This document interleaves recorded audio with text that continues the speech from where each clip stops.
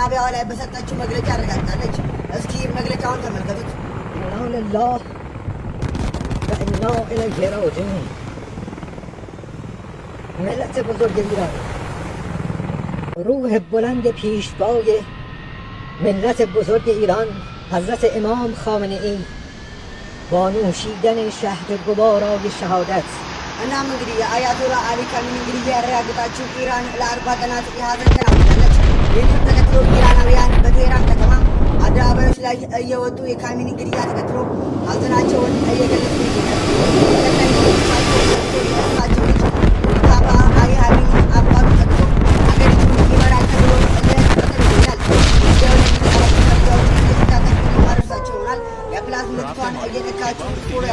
የአሜሪካው ፕሬዝዳንት ዶናልድ ትራምፕ እንግዲህ ከላይ እንደምትመለከቱት በሲቹዌሽን ሩም ውስጥ ተቀምጦ አጠቃላይ እንግዲህ ጦርነቱን እየመራ ይገኛል። እንደምትመለከቱት የተለያዩ ወታደራዊ እንቅስቃሴዎችን በርካታ አማካሪዎች በዙሪያው አሉ። በእነሱ መረጃዎችን እየተከታተለ ነው እንግዲህ ጦርነቱን እየመራ የሚገኘው። እናም እንግዲህ በዛሬው ዕለት እጅግ አደገኛ በሚባለው ቢትስፕሪት ቦምብ ጣይ አውሮፕላን በኢራን ላይ እንግዲህ ጥቃት ሊፈጸም ይችላል ተብሎ ከአሜሪካ የወጡ መረጃዎች ያመላክታሉ። መሪዋ የተገደለባት ኢራን በበኩሏ እንግዲህ በታሪክ ታይቶ የማይታወቅ እጅግ አደገኛ የሆነው መሳሪያ ገና አልተጠቀምንም፣ እስካሁን ድረስ የተጠቀምነው ዝም ብሎ መሳሪያ ነው፣ ገና ጦርነቱ አልተጀመረም፣ ጦርነቱ አሁን ይጀምራል፣ ዓለም አይታው የማታውቀውን እጅግ ዘመናዊና አደገኛ መሳሪያ እንጠቀማለን በማለት እይታቱም ይገኛሉ።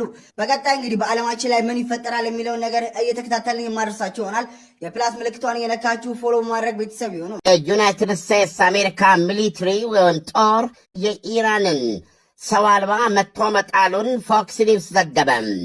ተመቶ የወደቀው የኢራን ሰው አልባ በሰሜን አረቢያ በምትገኘው አብርሃም ሊንከን አውሮፕላን ተሸካሚ መርከብ አቅጣጫ እንቅስቃሴዎች ሲያደርግ ተገኝቶ መሆኑን የአሜሪካ ጦር ገልጿል።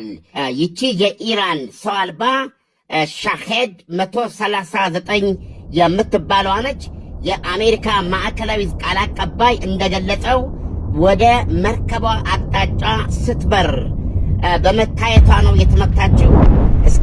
እስከ 40 እና 50 ኪሎ ግራም የሚከብድ ፈንጂ ይዛ መሄድ የምትችል ነች። ወይ ለቅኝ በአብዛኛው የሚታወቁት እነዚህ በዩክሬን ጦርነት ላይ ራሽያ አጥፍቶ ጠፊ ብለን የምንጠራቸው ኢላማዎች ላይ በመውደቅ ጉዳት የምታደርስ ናት።